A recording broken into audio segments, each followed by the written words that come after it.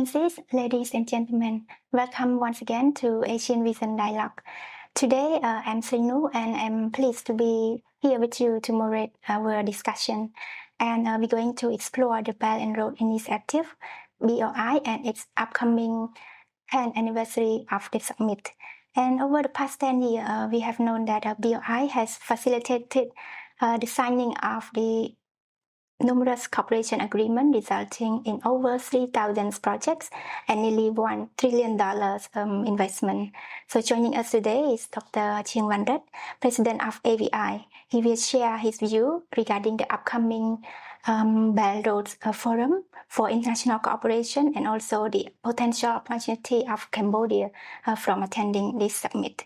So without further delay, please join me in welcoming Dr. Vanrat to our program. Greeting, Doctor. Yes, thank you, Doctor, for joining us today. So, with regard to the upcoming Belt and Road Forum for International Cooperation, which is the third that China will host in Beijing in October. So, could you share with us a little bit on the potential expected participants that will attending the meeting? Well, this year marks the 10th anniversary of the Belt and Road Initiative. It was launched 10 years ago in 2013 when President Xi came to power. So this is a kind of landmark, kind of iconic project or initiative of President Xi Jinping. So over the past 10 years, we have seen significant progress on the implementation, as you mentioned, the investment under the Belt and Road, infrastructure development in particular, and the promotion of economic trade and people-to-people exchanges. So this year is a special year. So according to official media sources, it was about 100, representative and leaders from about 100 countries and other international organizations will participate in this third forum, the Belt and Road Forum. So it will be, it's a gathering of world leaders and business leaders as well, and think tankers and opinion leaders there to reflect on the Belt and Road over the past decade. What are the achievements? What are the loopholes? What are the challenges that they need to address? So that is a reflection and also looking forward. Set new directions for, let's say, upcoming decade, for another 10 decades or 5 years from now, 10 years from now. What should the members or partners of Belt and Road do more in order to generate more opportunities for the people, and of course for world peace and prosperity, because now we know that globalization and multilateralism is facing unprecedented challenges and pressure. So we need to boost international cooperation spirit and movement, and Belt and Road have played that role and continue to play that role. Create a platform for dialogue, cooperation, practical cooperation, and partnership building, because state and market need to cooperate more closely in promoting economic development and opportunity. So public-private partnership, of course, we need to add one more public-private and people partnership, because we have to bring the people in and at the center and the core of international cooperation. So down the road, the Belt and Road cooperation need to be people-centric, focus more on the people, and technology-driven.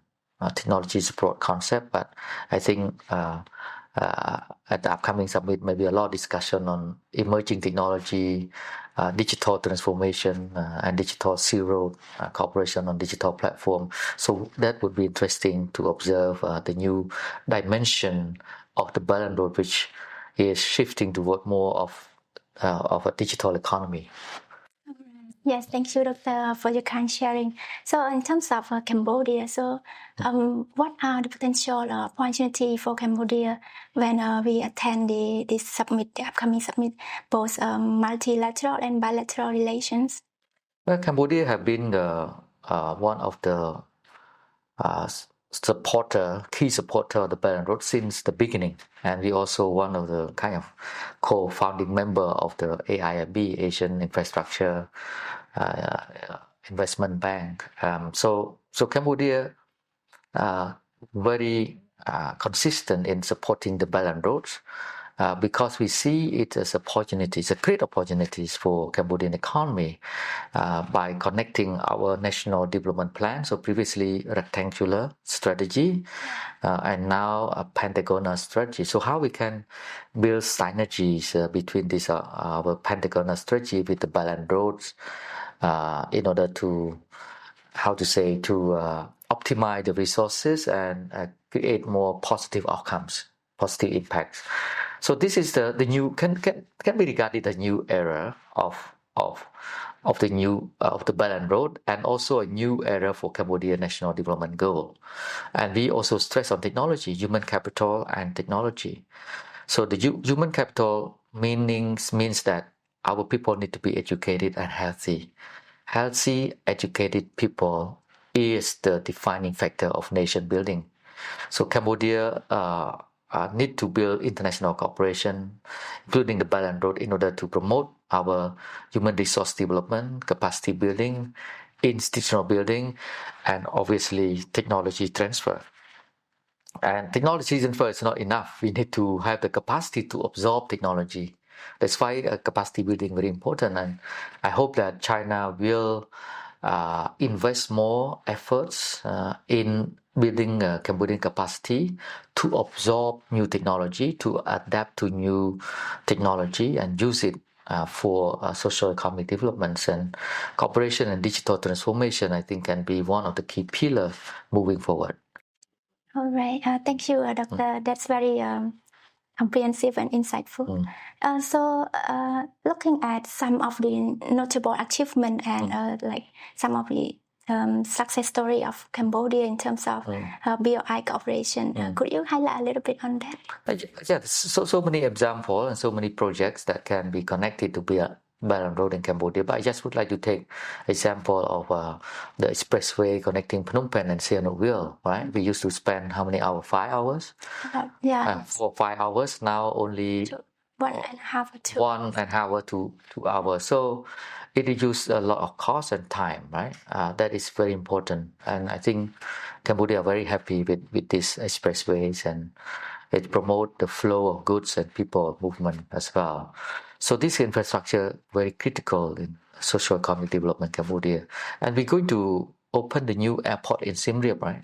International airport there. So it will further facilitate or promote more tourism, right, to Cambodia, because Siem Reap is our tourist hub, cultural center. So by having international standard international airport there, we can attract more international tourists to Angkor Wat, to Siem Reap in Cambodia. So that also, another infrastructure projects and the kind of related to the Belt and Road. And we have a special economic zone in Sihanouk Vale, for instance, which have about 1,000 now, I guess, of different company factories there, and employ tens of thousands of Cambodian workers. We need to have more of this industry corridor. It's already mentioned in our kind of diamond cooperation framework, the fish and rice corridor, right, in Tonle Sap. But we need to, of course, to implement this policy, the fish and rice corridor.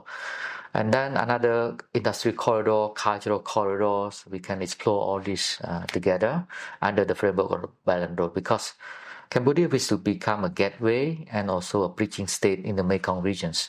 To be able to realize this vision to be a gateway and bridging state in the Mekong, we need to be connected in terms of logistics, transport, trade, investment, and people to people, so try to transform Cambodia to be a hub also in terms of productions in the Mekong. All right. Yes, that's very important. Thank you, Doctor.